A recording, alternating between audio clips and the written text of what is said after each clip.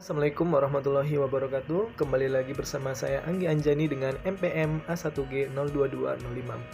Baiklah, pada kesempatan kali ini saya akan melanjutkan tugas pembuatan video presentasi mata kuliah Pengelolaan Pendidikan yang diampu oleh Bapak Dosen Dr. Muhammad Kristiawan MPD. Oke, pada kesempatan kali ini saya akan membahas tentang bab 12, yakni kepemimpinan sekolah efektif. A. Konsep kepemimpinan. Kepemimpinan berasal dari kata dasar pimpin yang berarti bimbing atau tuntun. Memimpin sama saja dengan membimbing atau menuntun. Pemimpin adalah orang yang berfungsi memimpin atau membimbing atau menuntun. Ada beberapa pendapat para ahli mengenai kepemimpinan, yaitu diantaranya sebagai berikut. Yang pertama, ini menurut Syagian, kepemimpinan merupakan motor penggerak dari semua sumber-sumber dan alat-alat yang tersedia bagi suatu organisasi. Kemudian yang kedua, menurut Terry, kepemimpinan merupakan hubungan antara seorang pemimpin dalam mempengaruhi orang lain untuk bekerja sama secara sadar dalam hubungan tugas untuk mencapai tujuan yang diinginkan. Kemudian yang ketiga, menurut Suprayogo, kepemimpinan adalah suatu proses yang dilakukan untuk memengaruhi seseorang atau sekelompok orang untuk bekerja secara bersama tanpa paksaan dalam mencapai tujuan dari suatu organisasi. Kemudian yang ketiga, menurut Andang, menyatakan bahwa kepemimpinan adalah suatu proses yang dilakukan untuk memengaruhi seseorang atau sekelompok orang untuk bekerja secara bersama tanpa paksaan dalam mencapai tujuan dari suatu organisasi. Oke, jadi kepemimpinan adalah kemampuan atau usaha seseorang untuk bisa menggerakkan seseorang atau tim maupun kelompok agar mau bekerja sama melaksanakan tugas yang telah diberikan kepadanya dan juga mampu mendorong orang atau karyawan untuk berbuat hal positif dan meminimalisir perilaku negatif serta mampu mengembangkan dan memanfaatkan potensi atau sumber daya yang ada di dalam sebuah organisasi untuk mencapai tujuan secara efektif dan efisien. Menurut Priyansa, kepemimpinan kepala sekolah yang efektif adalah kepemimpinan yang mampu memberdayakan seluruh potensi yang ada di sekolah dengan optimal, sehingga guru, staf, dan pegawai lainnya itu ikut terlibat dalam pencapaian tujuan dan sasaran yang telah ditetapkan oleh sekolah. Nah, dari definisi di atas dapat diketahui bahwa unsur-unsur di dalam kepemimpinan itu adalah yang pertama, pemimpin, yang kedua, yang dipimpin, kemudian yang ketiga adanya proses mempengaruhi, kemudian yang keempat adanya tujuan yang ingin dicapai. Menurut Said, unsur-unsur di dalam kepemimpinan adalah sebagai berikut. Yang pertama, proses memberi arahan, yang kedua, memberi motivasi, yang ketiga, mampu untuk menciptakan rasa percaya diri, kemudian yang keempat, mempengaruhi dan menggerakkan. Oke, selanjutnya yang B, faktor yang mempengaruhi kepemimpinan. Menurut Asmendri, perilaku seorang pemimpin dalam melaksanakan tugas dipengaruhi oleh beberapa faktor yang dikelompokkan, yaitu diantaranya sebagai berikut. Yang pertama, faktor internal. Ini merupakan faktor yang berasal dari dalam diri pemimpin itu sendiri. Misalnya, seperti pengertiannya tentang kepemimpinan, nilai atau hal yang dikejar dalam kepemimpinan, cara orang menduduki pangkat kepemimpinannya, kemudian pengalaman dalam kepemimpinan, dan yang terakhir pandangan seseorang tentang manusia. Oke, kemudian yang kedua, faktor yang berasal dari kelompok yang dipimpin. Nah, keadaan kelompok seperti kematangan, kekompakan, latar belakang pendidikan, pengalaman, latar belakang sosial budaya. Kemudian yang ketiga, faktor lembaga yang dipimpin seperti jenis dan tujuan sekolah, kurikulum. Kemudian yang keempat, faktor-faktor legal. Seorang pemimpin pendidikan akan berhadapan dengan peraturan-peraturan formal dari instansi struktur datanya dan akan mempengaruhi perilakunya, misalnya PP, UU, dan kebijakan lainnya. Kemudian yang kelima, faktor lingkungan sosial. Ini merupakan keadaan masyarakat sekitarnya, misalnya ekonomi, pandangan masyarakat, pendidikan masyarakat, dan kemudian yang keenam, faktor perubahan dan pembaharuan dalam teori dan bidang pembaharuan atau bidang pendidikan seperti perubahan kurikulum dan kemajuan iptek. Selanjutnya yang C, teori kepemimpinan. Nah, teori-teori tersebut menurut Said adalah sebagai berikut. Yang pertama, teori terkemuka.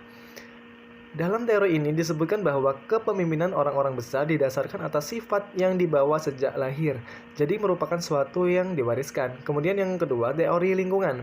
Nah, dalam teori ini dikatakan bahwa munculnya pemimpin itu merupakan hasil dari sebuah proses waktu, tempat, dan situasi atau kondisinya. Kemudian yang ketiga, teori pribadi dan situasi. Nah, teori ini merupakan kombinasi dari kedua teori di atas. Kemudian yang keempat, teori interaksi dan harapan. Nah, teori ini mempunyai 3 variabel, yaitu aktivitas, interaksi, dan sentimen harapan. Kemudian kelima, teori humanistik. Nah, teori ini melihat manusia adalah motivated organisme yang memiliki struktur dan sistem kontrol tertentu. Selanjutnya yang D, syarat dan prinsip kepemimpinan pendidikan. Nah, menurut Mutahar, kepemimpinan pendidikan yang efektif adalah kepemimpinan yang mampu mempengaruhi orang lain untuk diajak bekerja sama dalam meningkatkan mutu pendidikan. Nah, Asmendri mengungkapkan syarat dan proses seorang pemimpin pendidikan adalah diantaranya sebagai berikut. Yang pertama, seorang pemimpin harus memiliki kepribadian yang terpuji. Kemudian yang kedua, paham dan menguasai tujuan yang hendak dicapai dan mampu mengkomunikasikan kepada bawahan dan stakeholders. Kemudian yang ketiga, memiliki wawasan yang luas di bidang tugasnya dan di bidang-bidang lain yang relevan. Dan kemudian yang keempat, berpegang pada prinsip-prinsip umum kepemimpinan. Nah, beberapa aspek personalitas yang penting dimiliki seorang pemimpin dalam kepemimpinan pendidikan yaitu satu, memiliki kemampuan yang lebih tinggi daripada orang-orang yang dipimpinnya dalam bidang pendidikan tentunya. Kemudian yang kedua, memiliki keinginan yang terus-menerus untuk belajar menyesuaikan kemampuan dengan perkembangan dan tujuan organisasi yang dipimpin. Dan kemudian yang ketiga, kemampuan personalitas kepemimpinan pendidikan. Selanjutnya yang E, fungsi kepemimpinan. Nah, secara operasional, fungsi kepemimpinan dapat dibedakan dalam 5 fungsi, yaitu diantaranya satu, fungsi instruksi, kedua, fungsi konsultasi, kemudian yang ketiga, fungsi partisipasi, yang keempat, fungsi delegasi, dan yang kelima, fungsi pengendalian.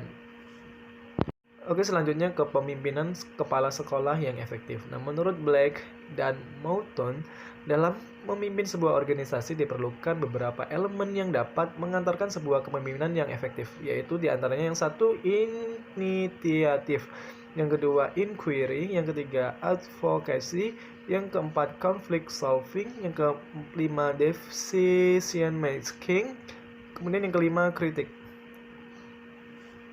Nah, menurut Martin, ada 7 indikator kepemimpinan kepala sekolah efektif, yaitu diantaranya yang satu, memiliki visi yang sangat kuat tentang masa depan sekolahnya dan mampu mendorong semua warga sekolah untuk mewujudkan tujuan sekolah.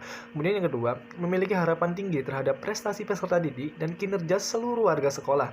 Kemudian yang ketiga, senantiasa memprogramkan dan menyempatkan diri untuk mengadakan pengamatan terhadap berbagai aktivitas guru dan pembelajaran di kelas, serta memberikan umpan balik atau feedback yang positif dan konstruktif dalam rangka memecahkan masalah dan memperbaiki pembelajaran. Kemudian yang keempat, mendorong pemanfaatan waktu secara efisiensi dan merancang prosedur agar meminimalisasi stres dan konflik negatif. Kemudian yang kelima, mendayagunakan berbagai sumber pelajaran dan melibatkan seluruh warga sekolah secara kreatif, produktif, dan akuntabel.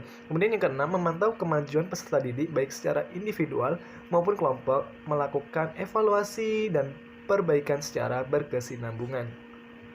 Kemudian yang G, kunci sukses kepemimpinan. Nah, menurut Mulyasa ada 10 kunci sukses kepemimpinan kepala sekolah, yaitu mencakup 1. Visi dan misi yang utuh, tanggung jawab, keteladanan, memberdayakan staf, mendengarkan orang lain, memberikan layanan prima, mengembangkan orang, memberdayakan sekolah, fokus pada peserta didik, dan kemudian yang terakhir, manajemen yang mengutamakan praktik.